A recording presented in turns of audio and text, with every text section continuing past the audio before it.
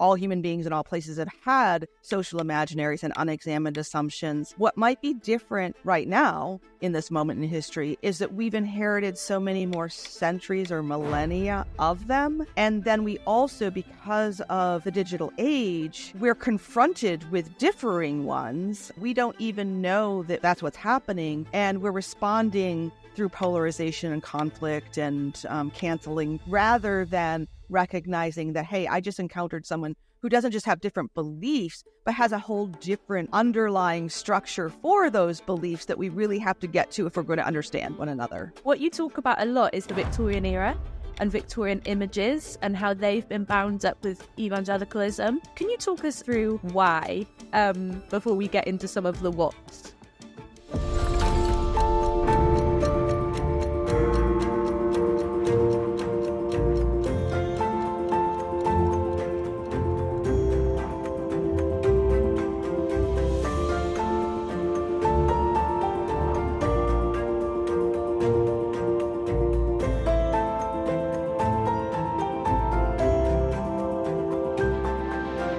Welcome to another episode of Re-Enchanting, the podcast brought to you by Seen and Unseen. I am Belle Tindall.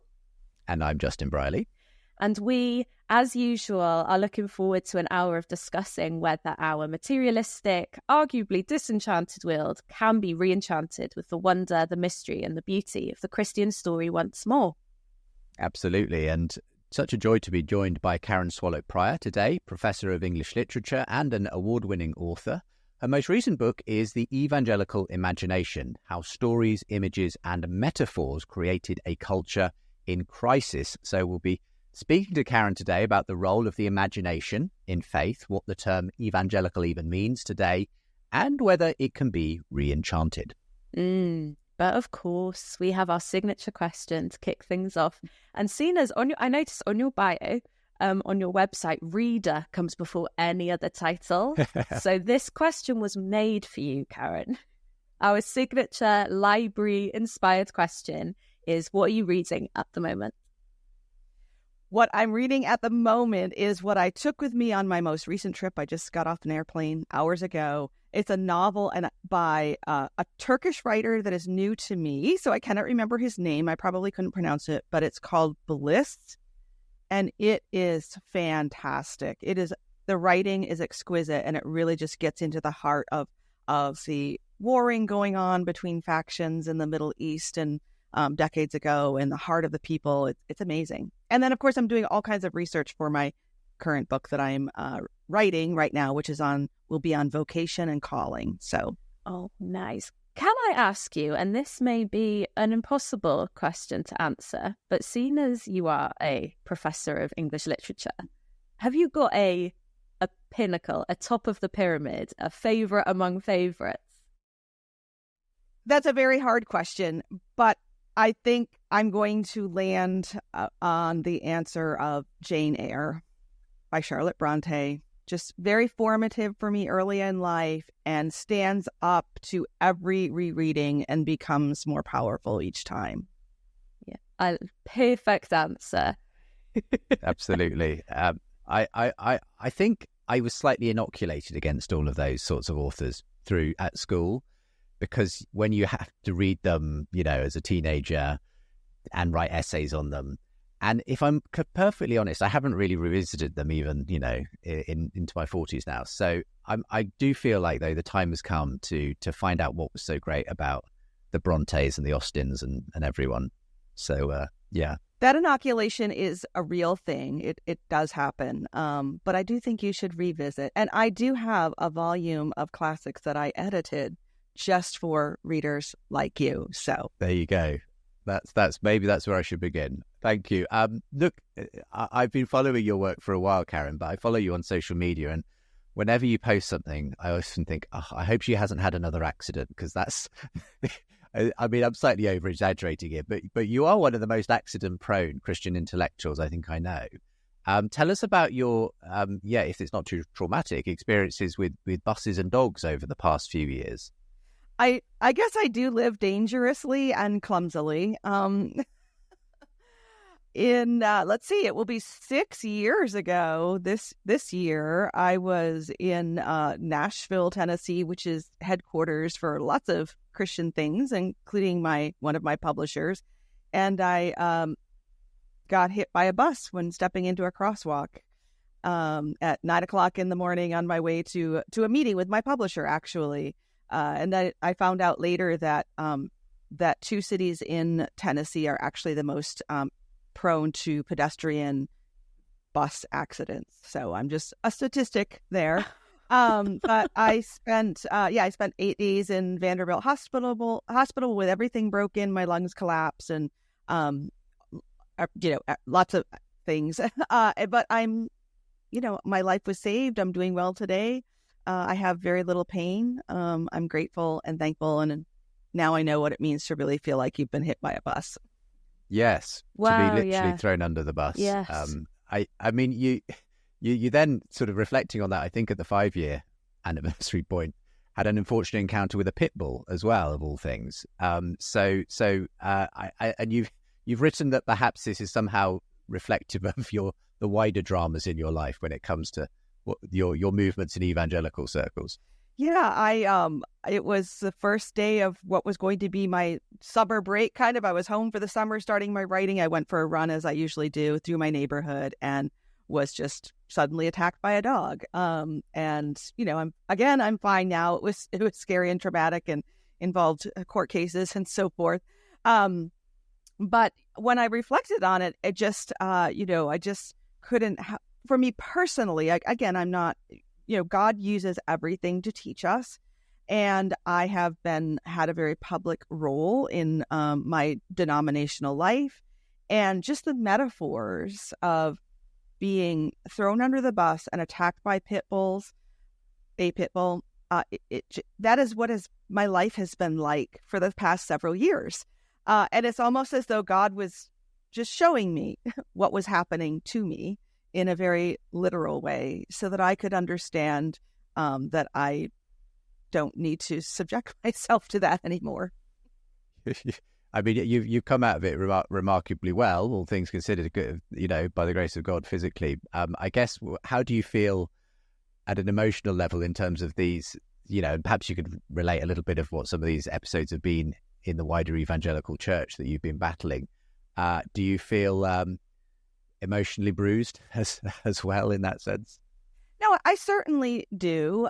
Emotionally bruised, spiritually bruised. I think these are some of the things that I hit on in the book. But the irony is that when I was writing the Evangelical Imagination, I had gone through some of these things, but the hardest and most personal ones had yet to come. And so, in a way, writing the book felt like God preparing me for what I was going to go through, a crisis of the making of my evangelical community.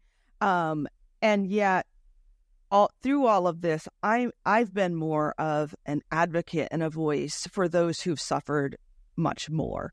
I really don't want to consider myself an advocate because I'm still learning so much, but I'm trying to use my voice to share what I've learned, use my platform to share what others have gone through, not just in my denomination, but within evangelicalism in the church. This is a moment of crisis.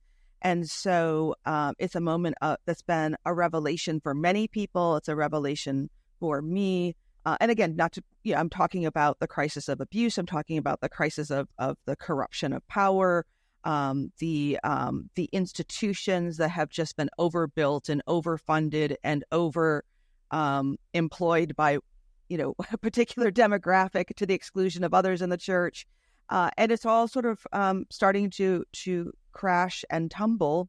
And some of us are being wounded in that. And yet, if God is going to do a new thing, some things do need to crash and tumble, and we just need to be faithful and pick ourselves up from under the bus and trust Him for the healing. And of course, that's the sort of the subheading of your book, isn't it? Is you diagnose a cultural crisis. So did you actually title that kind of pre all of this? So it's just been reinforced. That really is, that diagnosis is pretty spot on. Well, it's interesting that you ask because, and I can look back in my emails and find the exact record of this, but when we were at the point in the, the publishing process where I was finishing the manuscript and we're picking a title and then a subtitle and nailing that down, my editor suggested putting the word crisis in the title earlier on, and I said no. I thought it was too dramatic. But by the time I finished the book and we had to choose the subtitle, crisis seemed just right. Wow, yeah. And can I just, because the premise of your book, I think, can be so beautifully explained by just breaking open the title of it, which is the making of a good title, I suppose. But there are two words there, evangelical imagination, that before we get into like the details, I would love you to just break open exactly what you mean by both of those terms, if that's all right. So if we start probably with imagination, because then I think evangelical will lead into sort of the content. But what do you mean by imagination? Because I have no doubt that it's more nuanced than people would first assume when sort of approaching your book. Yeah, when people hear the phrase the evangelical imagination, they automatically assume hobbits. Sure, yeah. And wardrobes, yeah. Yeah, so yeah, nothing wrong. No, nothing wrong with those, but that's not really what it's about. Although, of course, that's part of the story. But I talk about the imagination and sort of the history of beliefs about the imagination from the Greeks and through the early church and now. And so I am talking about the individual imagination and how us having that as human beings is a reflection of being made in God's image, that he literally imaged us or imagined us, and that's powerful and wonderful.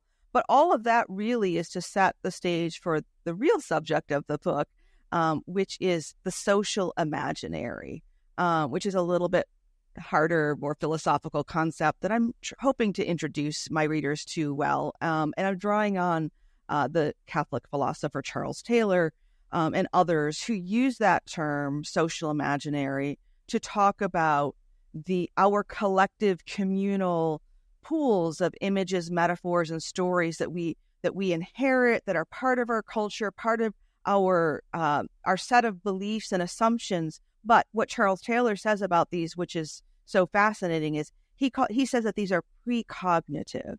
So these are things that are kind of swirling around in our cultural waters that are unexamined assumptions, really, that they're just there and we don't even know they're there. I compare them in the book to like the structures of a house, the beams and the rafters and the floor joists and wall joists and all those things. And they're there but we never even think about them because we've covered them over with tile and paint and wallpaper and wall hangings and furniture.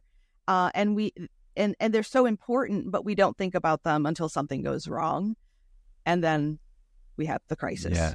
Yeah. I feel, I don't know if you feel like this, Belle, that Charles Taylor is vying for the top spot with Tom Holland as the most referenced sort of thinker in the Re-Enchanting podcast he at the may moment. Be, yeah.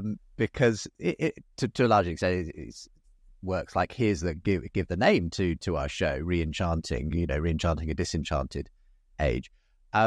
But what's interesting is what you've described there as this social imaginary, and you liken it in the book, as others have, to the fact that we're like fish swimming in water that we don't even realize is there. These are just, as you say, the unquestioned assumptions of our culture. Tom Holland, as we know, has been making similar noises with his book Dominion, that essentially most secular people don't realize that essentially their world has been created by the Christian Revolution in terms of the things they take for granted in terms of human rights, equality, dignity, freedom, so on. So is that the sort of imagination you're talking about, the fact that we kind of dwell within a sphere of those kinds of assumptions, and we may not even realize it, but there's something imaginative going on that we've already entered into? Yes, and that's the key to this word imagination. Again, we, especially in late modern societies like ours, that maybe think we resist the imagination or don't care about the imagination. We are so shaped and moved every day by these larger imaginative ideas and concepts like Tom Holland's that you mentioned, and like the evangelical ones, if we're evangelical, that I talk about. And it goes far beyond just our rational thinking, our doctrine, and our conscious understanding. I'm heavily influenced also by James K.A. Smith and his work, his liturgical anthropology, about, which can be summed up by saying that we are desiring creatures before we are thinking creatures. And so desires are all wrapped up in our imaginations and the things that we aren't thinking about at a conscious level. And so that's kind of, I'm getting into that area of thinking and philosophy and theology through the evangelical movement and cultural criticism, which is my area, along with literary studies. Yeah, it's so fascinating, these imaginative landscapes, these places where we attach meaning and we don't even meaning gets attached by us in these landscapes and we don't even realize that's a process. Yes, you put that really well. Yes, that's exactly it. Wow, thank you. I'm so glad that was recorded. Yeah, that's so. And the biblical authors, so I do a lot of work in New Testament, and what's so interesting is that they were really aware of the joists and the beams and that all of these things, they knew they were there, and so they knew how to tap into them. And so when they were trying to tell the Jesus story, they knew, we need to twist what they think about this, this assumption, and we need to tap into this, and we need to show what it means for this. And so this might be is it quite a recent thing that they've become unexamined, that they are assumptions that we don't know are there? Is that quite a recent phenomenon? That's a really interesting question. So I think that this is part of what it means to be human. I think every human civilization and human society functions this way. And one of the points that Taylor and others are emphatic about is that there is no one social imaginary for us. So we exist, we inherit social imaginaries. If we're American and in a particular region, we might inherit that social imaginary, or we have a social imaginary from our family or from our church and from our religious traditions. So we exist within social imaginaries. And I think all human beings in all places have had social imaginaries and unexamined assumptions. What might be different right now in this moment in history is that we've inherited so many more centuries or millennia of them. And then we also, because of the digital age, we're confronted with differing ones. And I think that's part of, so that we don't even know that that's what's happening. And we're responding through polarization and conflict and canceling, rather than recognizing that, hey, I just encountered someone who doesn't just have different beliefs, but has a whole different underlying structure for those beliefs that we really have to get to if we're going to understand one another. Interesting. I want us to move on to talk about evangelicals now and the evangelical social imaginary, let's say. I can imagine, though, one of the first things some evangelicals might say is, well, I certainly don't depend on the imagination when it comes to my faith. I'm all about the truth. In fact, I saw a tweet, really interesting one actually just recently. I have a feeling you might have responded to it as well, Karen, as you're sometimes on that platform. I can't remember who said it, but it was a very conservative evangelical, and they were essentially responding to someone else talking about a book or a series or something, and they basically said, I don't mind reading things, but my Christian faith has never been influenced by anything other than the Bible. They just said nothing else has ever influenced my Christian faith than the Bible. And so for this person, it's like the truth of the Bible, that's all you need. There's no other imagination needed to kind of fuel your faith. I'm guessing you probably disagree with that perspective. What is that person missing? Arguably, what do you think is actually happening when it comes to what fuels the evangelical imagination? Yeah, I know exactly what tweet and thread you're talking about. And when I saw it, I thought I couldn't have made up a more unbelievable example to use to make this argument. I mean, I could not believe that this was a real way of thinking. So what this person is missing is just the understanding that we are shaped by our imagination and aesthetic experience and all these things that are not everything that shapes us is conscious or deliberate. that we are shaped by things, whether we realize it or not. And it's getting at those things that are below the surface that helps us to better refine the conscious and deliberate beliefs that we have. And give us some examples of what that looks like. So, well, maybe let's start with the word evangelical. Belle helpfully asked you to define imagination a bit. What are you talking about when you reference an evangelical? Well, I'm talking about not the evangelicalism that emerged in 2016 with newspaper headlines and sociology reports and political analysis. I'm talking about the evangelical revival that began in the 18th century in England and in the Great Awakenings in America in the early 18th century as well, that has grown for 300 years. So it's a movement that started as a revival of a number of things that I talk about. David Bebbington famously defines this or describes this movement in terms of its emphasis on its renewed emphasis on conversion, the centrality of the Bible as an authority, the centrality of Christ's crucifixion, and activism. So those four things have defined evangelicalism for 300 years, first in England and America, then across the world. And so we have all of those ideas and emphases that we've inherited and had a good chance to sort of forget and put underneath the surface and perhaps distort. And that's and I consider myself evangelical still.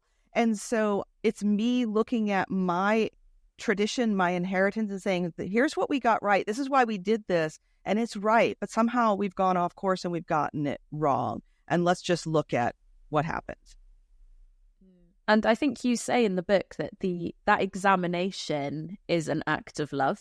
And you really get that sense. So as you you outline some of these stories, some of these images, awakening, conversion, testimony, domesticity, all of these things, it's what's so interesting about these chapters is that you put the good with the bad. Like this was the original vision. This is what was beautiful. This is how it's been distorted. This is still what's beautiful. Like it's just this it's really complex and nuanced. But what you do very interestingly, which I found fascinating, so I went to the book having no idea where it was going to go, which was like a real thrill. But what you talk about a lot is the Victorian era and Victorian images and how they've been bound up with evangelicalism. Can you talk us a little bit through why before we get into some of the what's? Yes. Thank you for asking that. So, and a little bit of the backstory to all of this. I mean, I wasn't just sitting around reading Charles Taylor all the time. I was also teaching literature to evangelical students in an evangelical institution for over 2 decades. So these are the young people who grew up in this sort of evangelical subculture that came to dominate in the last half of the 20th century. And so it really was in teaching those students and seeing their questions, seeing the fruit that subculture had reaped in their lives that helped me to begin asking some of the questions I ask in this book.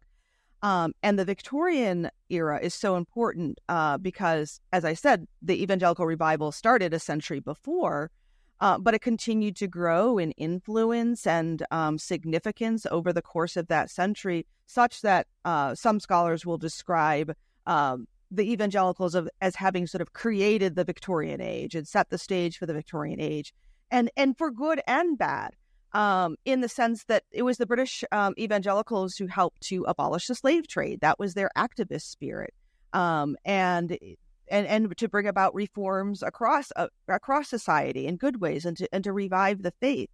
But as Charles Dickens says, and I can't do better, the Victorian age was the best of times and the worst of times, right? So that the good things that evangelicals brought also brought, a sort of a dirty underside to it, a negative side that was left unchecked. And so, for example, and this is the thing that kept coming up in my classroom that really that inspired the book initially. And that was the way that we see women treated in Victorian literature, that they are treated as an angel in the house who's relegated to the private sphere, and the man's worth and significance and success are measured by how angelic his wife is. And of course, that entails a lot of purity culture, to the point that the biblical teaching about sexuality gets distorted, so that someone like Thomas Hardy can write a novel like Tess of the D'Urbervilles, which exposes how tragic it is when that sexual double standard plays out in a young, innocent woman's life, and she is considered ruined beyond repair. And my students would say, wait, this is what I was taught as an evangelical. And so that is where we had to stop and disentangle what is truly biblical in God's word that we can find, and what is just Victorian or cultural. I'm just popping in to invite you to be a part of our Seen and Unseen community. You can have Seen and Unseen sent straight to your inbox. On Tuesdays, our editors give a weekly roundup of things that have caught their eye in culture, current affairs, trends, all of it. On Fridays, you will have the best of Seen and Unseen articles delivered directly to your inbox. And you will also be first to know about any events that we have coming up. So head to seenandunseen.com to subscribe. Yeah, this isn't the question I was going to go to next, but seeing as you've brought it up, that chapter, the chapter on domesticity, I found fascinating. So fascinating, I think, because you track where this idea of domestic bliss comes from. And I had no idea that it, had so much to do with the Industrial Revolution and urbanization, and how when that was happening, the home became like almost this sacred place, and it had to do with the Reformation and Puritans, just all of this. And I this was the perfect example of what you've spoken about, where I was thinking, I've inherited all of that, and I had no idea where from or who from. And it's such a timely chapter, because I've been having so many conversations with so many friends who are starting to feel disillusioned with what we've inherited about the domestic life, both to do with sort of the relationship between men and women, and this idea of what makes a good woman, but also to do with this idea of what makes a good family unit, or what makes a godly home. And actually, when you kind of cut out the middleman and go back to, I don't know, the early church, it's almost unrecognizable. So it's so funny how we didn't think, well, then hang on, there must have been somewhere in between the early church and that idea of family and home and community and marriage, and now, and why haven't we sort of made that? But something I'd be really interested to hear your thoughts on, because it's so interesting, is this idea of Proverbs 31 and Patmore's The Angel in the House, and how tangled up they can be. No, that's exactly where I was going to go. I mean, you've got the Proverbs 31 woman, how it started, and then you've got the angel in the house, how it's going, how right? we're doing, yeah. Yes, it's a perfect metaphor for that displays that long history and the distortion that has taken place. And this book was out and finished before the really recent rise of the trad wife phenomenon. It was been going on, but now I think everyone's talking about it. And what another great example of an extreme distortion of the goodness of domesticity. And of course, I turn to Charles Taylor to give that sort of history of the rise of domesticity, because there was a turn in the life of civilization and families that took place with the rise of modernity and the Protestant Reformation. And then, of course, so there's a theological and faith aspect of that story, but there's also, as you mentioned, the combination with the Industrial Revolution, right? It was really the Industrial Revolution that allowed the sort of hardening of these rigid roles for men and women, because we didn't have to work as hard with our hands, male and female. And so things sort of got put into extreme categories. We see a repeat of that in America following World War II, when the women came home after working in the factories once the war was over. And so that 50s domestic housewife image repeats the Victorian image, which, neither of which is the Proverbs 31 woman. But I will say that this chapter was the hardest for me to write because it's so complicated, in the sense that I do think family and the domestic sphere are so important, not just theoretically, but also in my own life. And honestly, I gave this chapter in draft form to one of my close friends who reads a lot of my work. And he gave it back to me and said, "This doesn't reflect who you are, Karen." Because I was being too critical of the domestic realm. He said, you love your domestic life. You love being at home.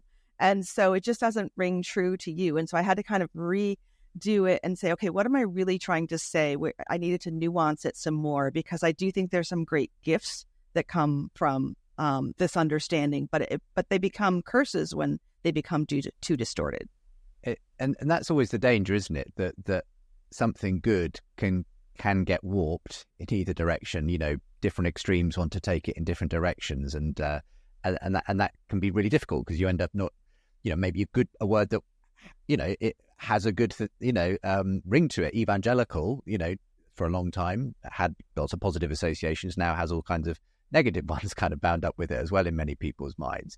I mean, you do a great job again in the book of kind of saying what you think are the positives of a lot of the imaginations and images that kind of came with the rise of evangelicalism. And going back to Ebbington's so-called quadrilateral, those four specific areas that he felt kind of defined evangelicalism. One of them is, of course, conversion.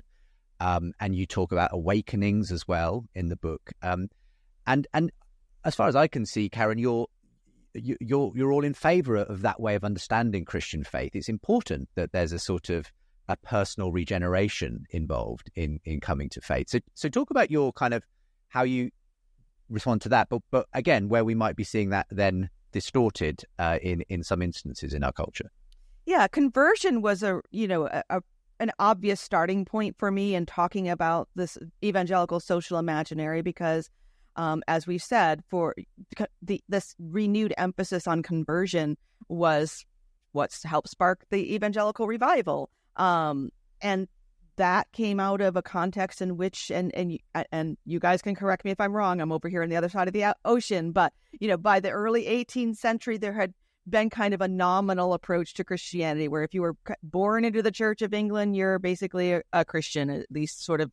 It can be assumed that way. We have the same thing here in a different way now. And the evangelicals said, no, you need to have that individual conversion experience, which is, as I argue in the book and hopefully give evidence for, it's biblical, it's true.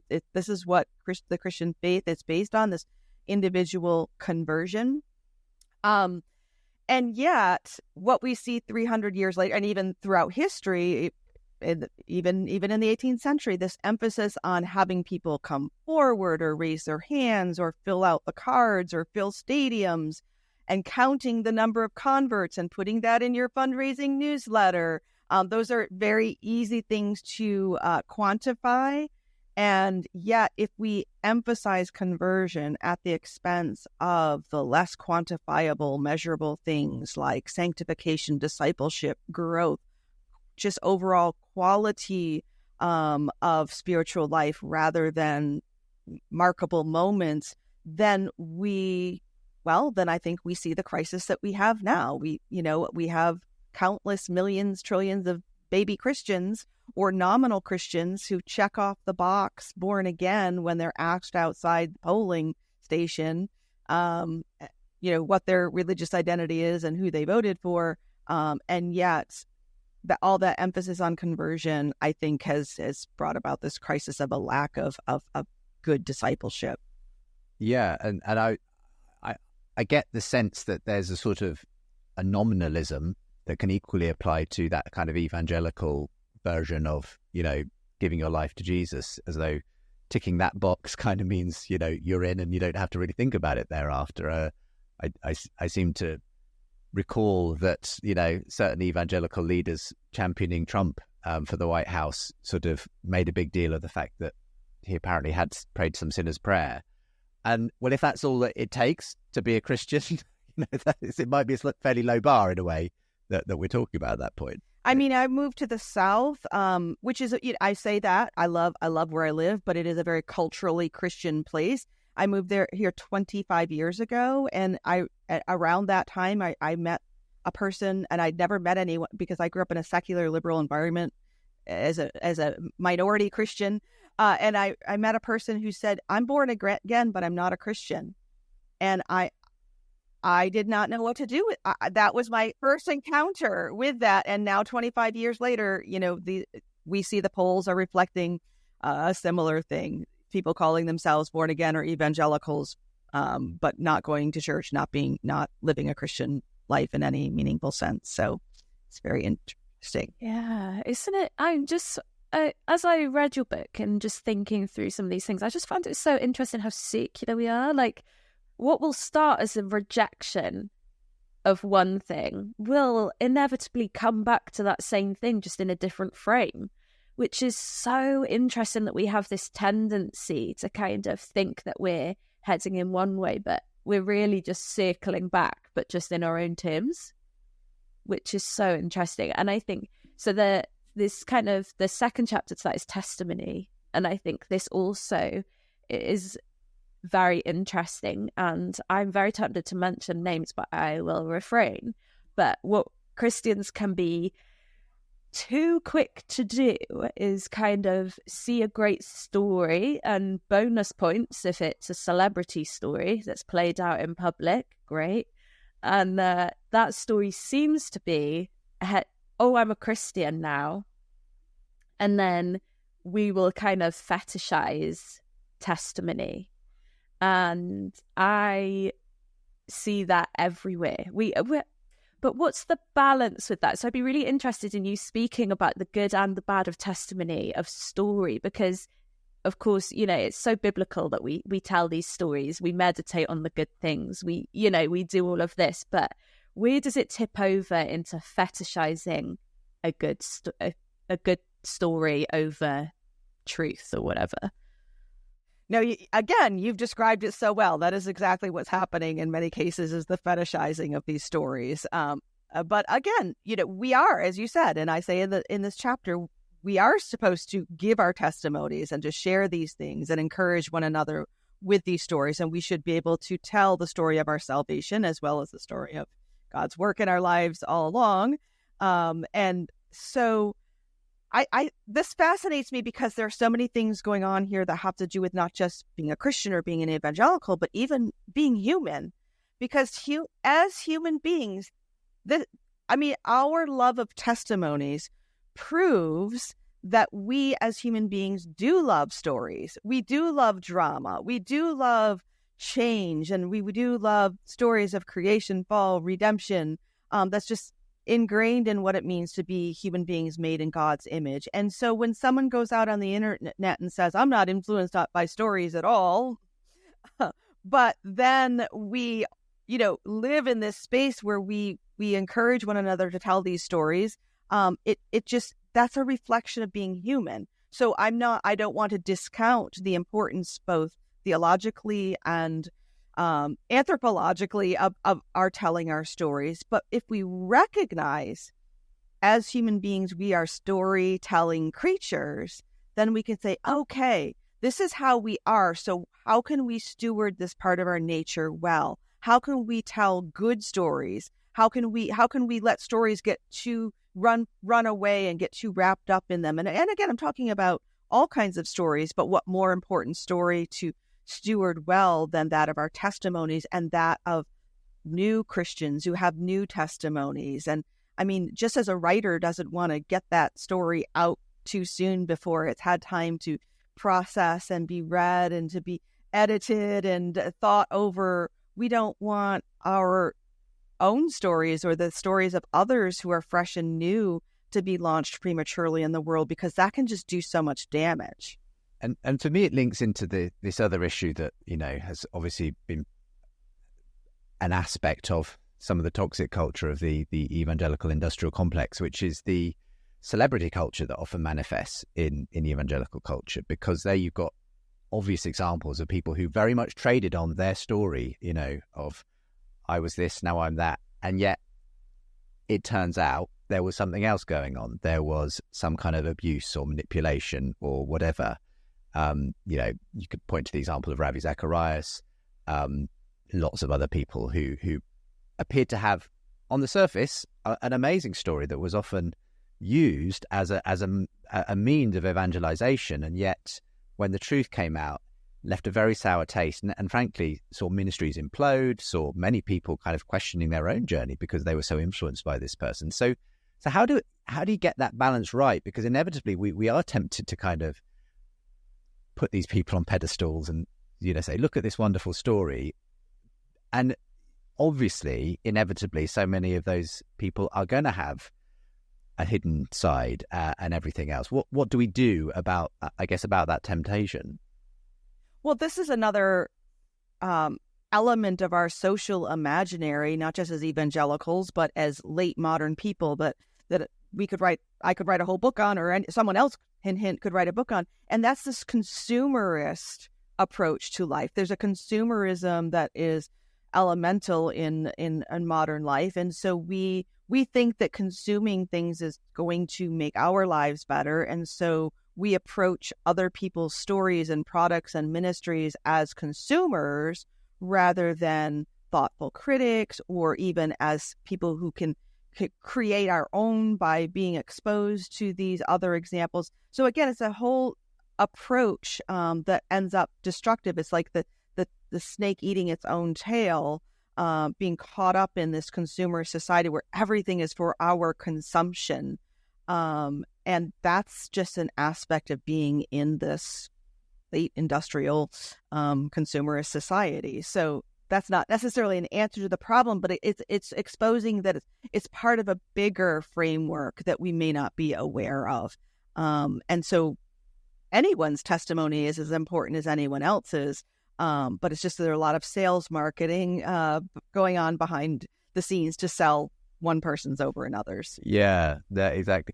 I mean, speaking of testimonies, I think we have a friend in common, Molly Worthen, who is a former guest on this show, Re-Enchanting. And I was pleased to see she gets a mention in your book as well, because I think she may have even coined this term evangelical imagination as a historian, really, of evangelicalism in the USA. Now, as she related in our conversation, she was a rather surprised convert to Christianity quite recently, having essentially been sort of agnostic, really, very interested, warm in a sense towards faith, but not being able to come to the point of belief herself for most of her sort of adult life until just the last few years. And she was sort of challenged, interestingly, by a megachurch pastor, J.D. Greer, to kind of get off the agnostic fence, investigate the evidence for Jesus. And in the process, she went on this extraordinary intellectual journey where she realized, actually, I think something did happen 2,000 years ago. And she was able to come to the point of herself believing and being baptized. And now, I should say, she has not sought out, publicity on this. It's more people who have come across her story and then ask her to tell it and so on. But what was interesting about her story, and I think you know Molly, is that she wasn't expecting to find a home necessarily in the evangelical church. She essentially knew the good, the bad, and the ugly of that whole institution. So she was kind of surprised to find that actually it did become her home, that there was something attractive about this. So it's not that it's all bad, is it, in evangelicalism? I mean, what's your sort of reflections on Molly's kind of journey? Yeah, it's so funny because I was reading her book, Apostles of Reason, and early on in writing my book before her conversion, before I knew her, and it was that phrase in her book. She sort of concludes her book about the relationship of evangelicals with reason and the Enlightenment, and just says, hey, maybe we need to talk about the evangelical imagination. And I said, oh, yeah, let me do that. And her work is very different from mine, and she's a historian, but still it was part of the spark that helped me to write this book. And then it was a few years later when I heard about her conversion. It's interesting because she was drawn to it intellectually, as you said, to the whole subject of it. But that just, again, is evidence that that God is an artist. He is full of surprises. I love how we cannot box him in, and we when we're in relationship with him, we need to let him not box ourselves in as well. I do, I said in the beginning, I am still evangelical. I know that the term is come to shift meanings, and maybe it will be put in the dustbin of history soon. I don't know. Movements come and go, and labels come and go. But Molly's testimony is an encouragement, as all good testimonies are, that God calls us to times and places just by the circumstances of our birth, but the circumstances of our lives, and we can trust him to put us where he needs us and where we need to be. And it may not be the time and the place of our choosing. None of what I have done in my life or where I've been, well, some of it might be, but the bus and the dog, definitely not. And even being, my denominational affiliation, those are things I wouldn't have necessarily chosen, but I do believe that God, that for this time. And so there's a humility in just letting God put us where he wants us, even if it's not what we would have chosen in our human nature. That's so beautiful. I'm really curious, Karen, whether you could write kind of a parallel book in that, are there images, stories and metaphors that have fallen by the wayside that you're like, oh, we've ignored that, and we could really do with a revival in this story or in this metaphor? Are there those, do you think, that we need to kind of revive? Oh, I think there are a lot of those, and I think a lot of them have to. I mean, I would probably start with the parables. Some of they're so rich and so vexing sometimes, but it's so, I mean, I just I wrote a piece recently about how I think the church should approach women who seek abortions, and I think that because there's a growing sort of vindictive, bloodthirsty movement out there that, is all about justice and not about mercy. And we have scripts written for us by Jesus in the Bible about how to treat fallen people. And that doesn't answer all the questions about the laws and so forth. But as Christians, our hearts and our postures should be formed by the example that Jesus gives us. And at least in some of my communities, I don't see those images and metaphors and stories at the center of how we are thinking about these things. So maybe I do need to write that book. Do you think we need to re-embrace, if evangelicals need to re-embrace the whole concept of the story? I guess often I feel like there's a sense in which it is a sort of mathematical equation, believe this, say this, and this is the outcome. It's the kind of sinner's prayer sort of approach to salvation. And I have noticed that, within the evangelical world, people like Tom Wright and others encouraging Christians to kind of enter into what is much more a narrative, a story, rather than a sort of this is how you get to heaven sort of equation. I don't know if that's something that has been there in evangelicalism and we just need to rediscover, or whether we're it was never quite there to begin with. What do you think, Karen? Yeah, that's it. I think that evangelicalism, this 300-year-old movement that I'm talking about, is very much a product and a child of modernity. And so therefore it has tended to emphasize reason and rationalism and doctrine and truth and so forth. And all good things, don't get me wrong. But as we as a human culture enter late modernity or even post-modernity, which Christians have been and evangelicals have been warning us about for a long time. I mean, this is the essence of what it means to be postmodern, is to realize the limits of logic and reason, not the wrongness, but just simply that they aren't all encompassing. They don't get us everywhere. They don't cover everything. And so we're in this moment where I do think that, and we saw some early examples of maybe some Christians trying to do this going a little off the rails. And I think we're in a moment now where many good, solid leading thinkers like Tom Wright, are leading us in a more certain direction that is all encompassing. So I think we are getting better at this and becoming more whole and all encompassing when we don't have to abandon reason and logic to realize that maybe our formulas are incomplete, right? We don't have enough variables in the formula to draw the right logical or mathematical conclusion. And the imagination is what helps us to see what's missing in the story, because a mathematical formula is a story. Yeah.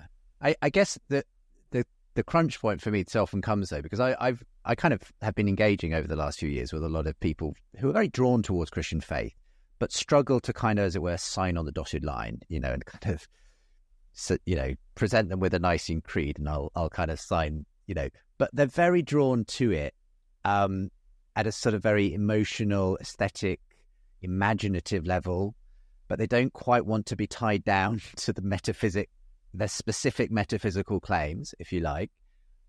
And I think a lot of evangelicals especially get frustrated at that point because they think you haven't got there, you've got to go this one extra step. And I don't know what you think about that. Is it just that some people are not going to do that? I mean, Belle and I have been, inviting another invitation to Nick Cave to come on the show. He's an amazing... I think that's like number 20 now. So yeah, come probably. On. Poet, musician.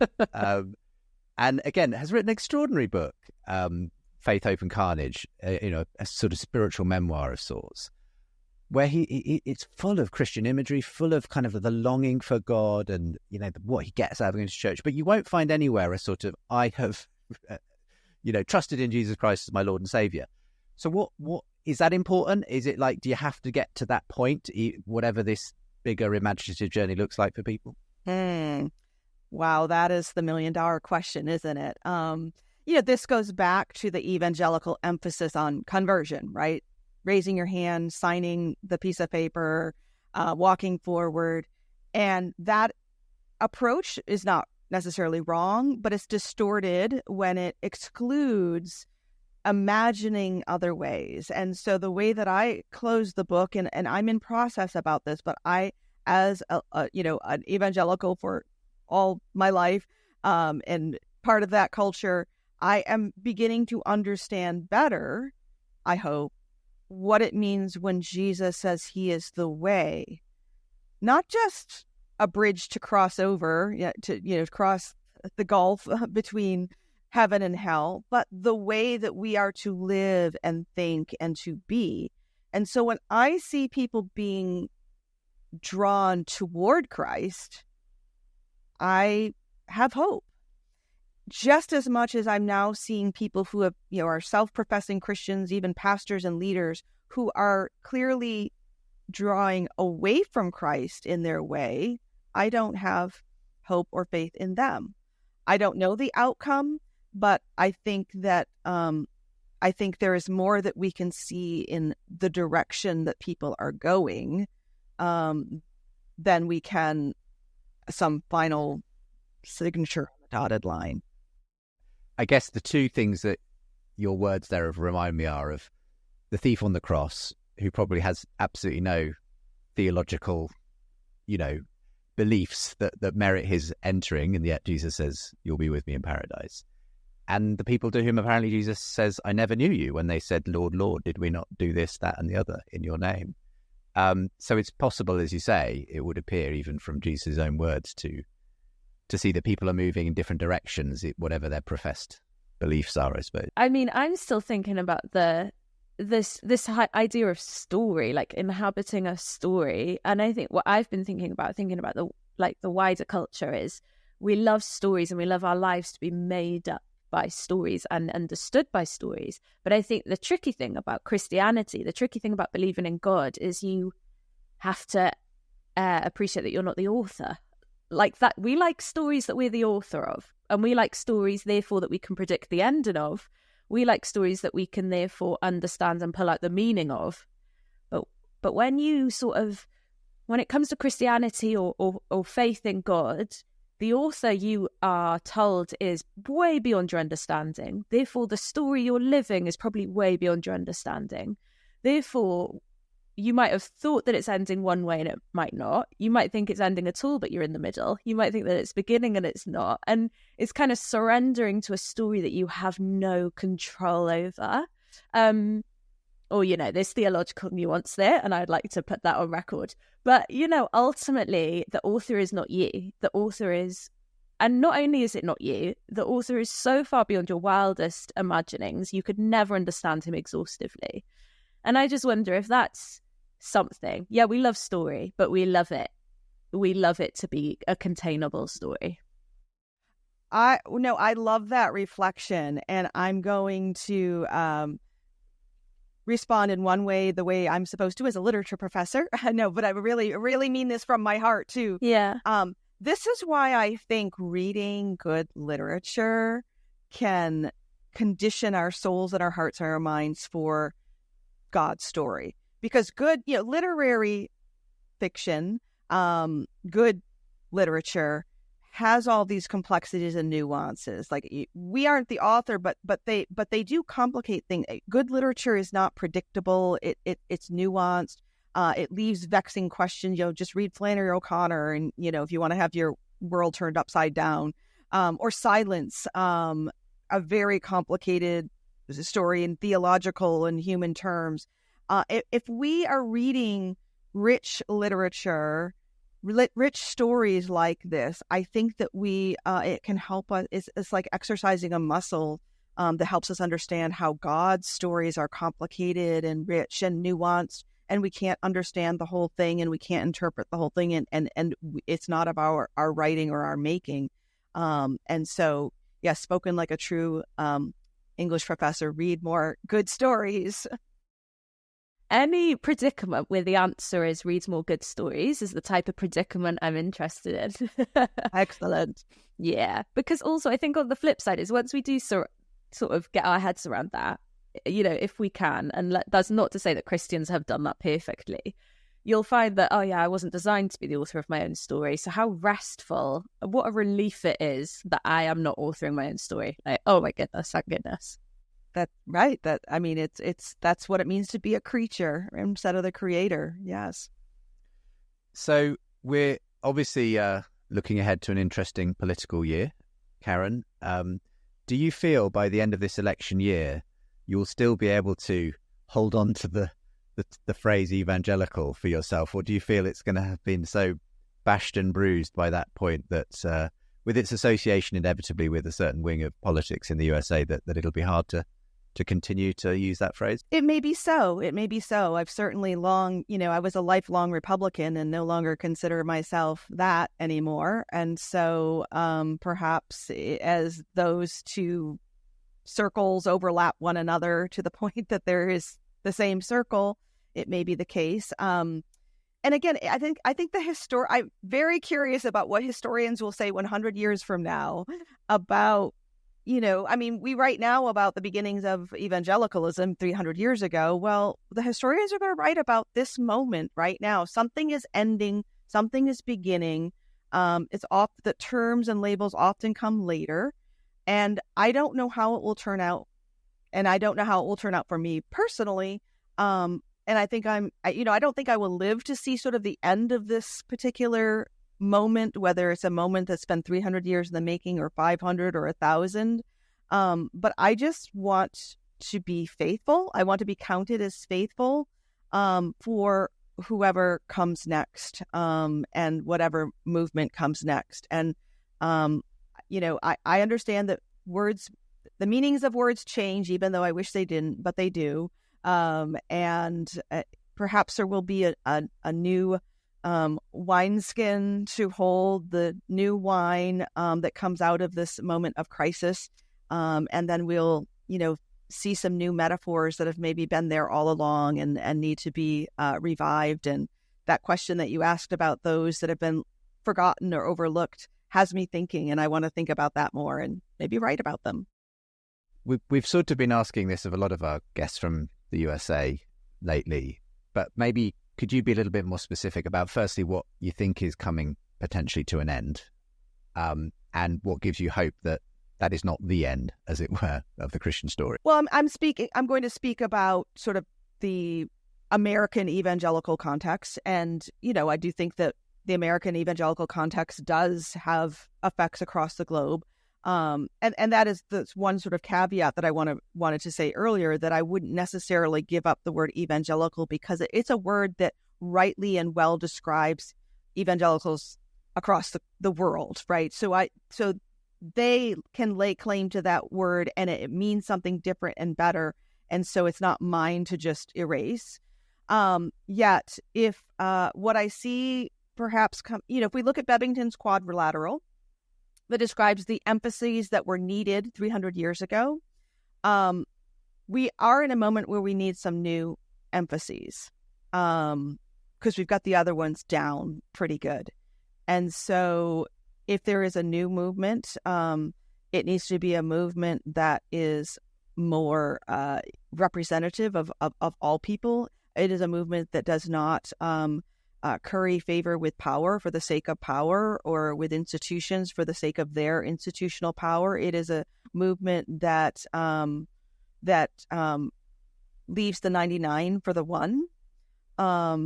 It is a movement that emphasizes compassion and mercy. That's my short list. That's what I see missing in the last few decades within evangelicalism. And it is a movement that, what we see clearly are evangelicals who want political power more than anything else, and those who understand, even if we don't live it this way, that we want Jesus more than anything else. I watched a video today. I probably shouldn't have, because I got very annoyed by it. And I'm not saying this to kind of rile Trump voters. Okay, you got to vote for who you think is the best of the options available at the end of the day. But it was a video of Trump holding a Bible, apparently called the God Bless America Bible. Not only contains the Old and New Testament, but also the Declaration of Independence, the Constitution, and everything else. And essentially, I just thought, wow. You basically, if you don't like the Book of Mormon, I couldn't have come up with a better metaphor for this moment. Yeah. That is the metaphor. That's the metaphor. What's going on there? I presume people are going to buy this Bible, and what's gone so wrong? Because for me, I can just immediately see this is idolatry, plain and simple. This is just straight up idolatry. What's gone wrong where we have an evangelical subculture that can somehow endorse that? I don't know. It is God just keeps giving us these images and metaphors that are starker and clearer. I when this came on the news last night, I said to my husband, it's the $59.99 that gets me the most. It's the 99. That's what it's being sold for. It's like somehow even that aspect of it captures this consumerist moment, this conflation of the Christian and the political. This is a perfect metaphor, because the metaphor says it all. We don't even have to really analyze it or describe it. It is there, and choose this day, this metaphor, or the one of Jesus in the Gospels. Yeah. I don't want to leave it on a very kind of sort of pessimistic note, because what I appreciated about the book is that, as I say, there are a lot of people getting very pessimistic and cynical about evangelicalism, and for good reasons, some of which we've mentioned today. But at the same time, this was the movement that sought to abolish slavery, in the Western world, and that for which so many people owe their faith and their life to, despite all its flaws and wrong directions. So I guess what makes you hopeful that we can still re-enchant the really good part of what it means to be an evangelical, Karen? Well, I think what I said earlier is that there is something that is crumbling and falling down, and that is hard and painful, and yet that is required for something new to emerge. And I'm not talking about a new religion or new faith, but I'm talking, the church has gone through numerous stages and cycles and corrections and purifications and so forth. And so I think we're in that moment. And I am, like I said, I don't know that I will live to see the end of that moment and the new thing emerge, but it's going to happen. I know it's going to happen. And if we can understand this crisis and this pain and these apocalypses as the precursors to that, it just fills me with hope, because this is a mercy that God is revealing these things to us. It's a mercy that we can see this man up there selling the Bible for $59.99 for votes. Like, that makes it very clear to me what is happening. So if we have eyes to see and ears to hear, then we can have faith that what is coming will be good for it will glorify God. It will be good for the church. And we just have to be faithful in the meantime. Yeah, I'm realizing, I think, that when it comes to church, and I'm a bit of an anarchist, so I feel the same. I feel full of hope, I think, at the idea that things are falling away. And I think, as just going back to the whole point of your book and this examination as an act of love, which it so is. And I just think about, that Psalm 139, like, where it's a prayer from David to God to search me and know me. Let me know if there's any offensive way within me. And it definitely feels like we are in a search me and know me and let us know what's offensive within us moment. But the beauty of that line is that it's within a psalm, it's within a poem, which is all about the way that God made David. But let's talk about, like, ourselves in this moment with beauty and with care, and he knows him intricately. And it's like the reason that David can pray something like, search me and know me and tell me what's offensive within me, is because he knows how loved he is. And he knows the mercy and the grace and the care of God. And I think that's how I feel in this moment, where I'm like, you're right.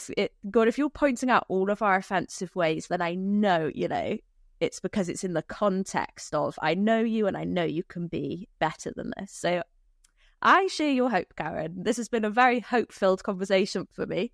Excellent. For me as well. Yeah, well, thank you so much for being our guest, Karen. The Evangelical Imagination is available now. We'll make sure to link to it from today's program. And you take our blessings and love with you on your side of the pond into what is going to be, I'm sure, an eventful year in many ways going forward. But thank you so much for being our guest today. Thanks for having me. And thanks to you watching or listening on podcast. Do remember, you can get hold of Re-Enchanting wherever you are in the world. Do like, rate and review. Helps other people to discover the show. You can find out more at seenandunseen.com. Yes, and just your weekly reminder and your weekly thank you, really, that this podcast, just like all of our others, is made possible because of your support. So if you would like to support this podcast, seenandunseen.com/give is where to go. But for now, we will see you next time. We'll see you next time. Bye-bye.